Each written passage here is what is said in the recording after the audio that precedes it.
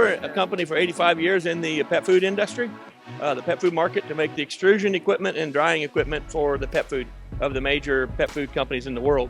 We're in basically every country, so that's what we make the equipment for that. And what are the challenges you guys are facing?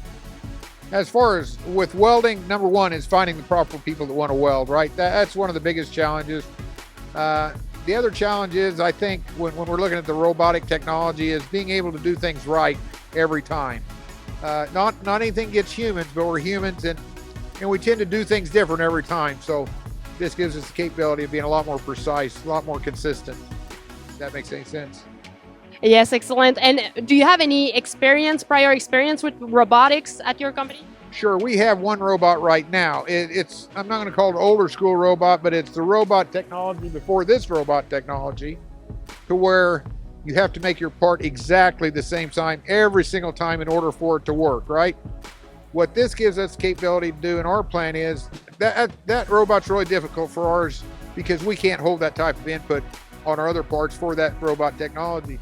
This, training the robot each time that it welds, it writing its own program without you having to write it, is so nice, and it's going to be the future of production. Excellent. And what was your experience? How was your experience demoing the system when you did? How was the what? Your experience when you demoed the system. Well, programming it and we went through a few steps. So when I talked to these guys a year ago, I said the first thing I want to do is I want to go to someone that's got one. So they introduced me to a company called Vortex in Salina, Kansas, and I had the opportunity to go out and visit them. I had great feedback from them. From there, we decided, okay, it's time for us to move. So we went down to their plant.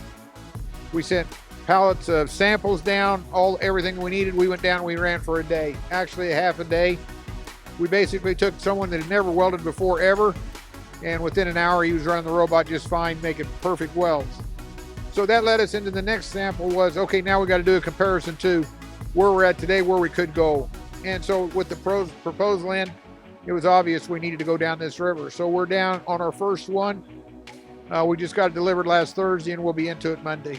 Excellent. And how do you think this will impact your business? Oh, it's going to be phenomenal. I mean, I think it's going to be a total game changer to how we actually do production. Would you agree, Roger? Yeah. I was going to show, yes, it will. I was going to show you that was at Nashville when we did the training, and we was very impressed with they'd give us a machine. Andy had his parameters, what we do, and what was really interesting is we have some guys who run 70 inches a minute manually, and the program was for 60, and they didn't necessarily believe that we needed more than that.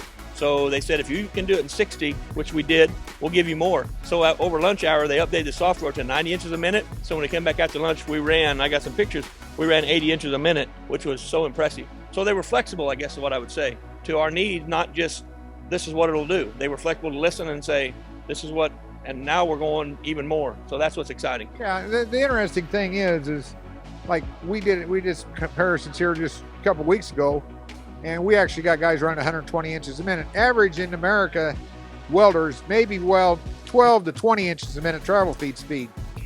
We're currently running 120 inches a minute with a human being.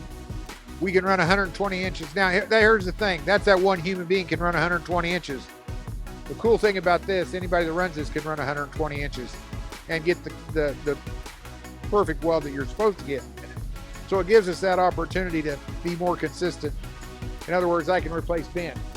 You know, Ben is one of our welders, and he runs 120 inches a minute. Mind-blowing. I told these guys that they don't believe me. So I sent them pictures. Now they believe me.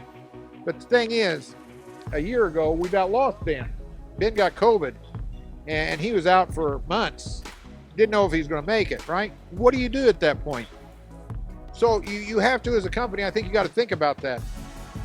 And I think if you're going to be a winning company, top of the chain of in your market share, you better lead in technology.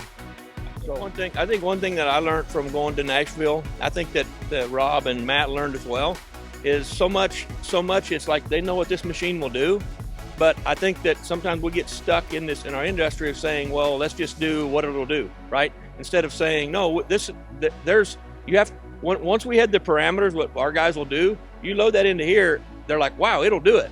I think sometimes with this robotic stuff, that's the limiting factors to a lot of these people. They don't understand that it is about parameters and speed. The robot just moves the gun. So I think a lot of these people don't have the background that these were willing to capture and say, well, help us.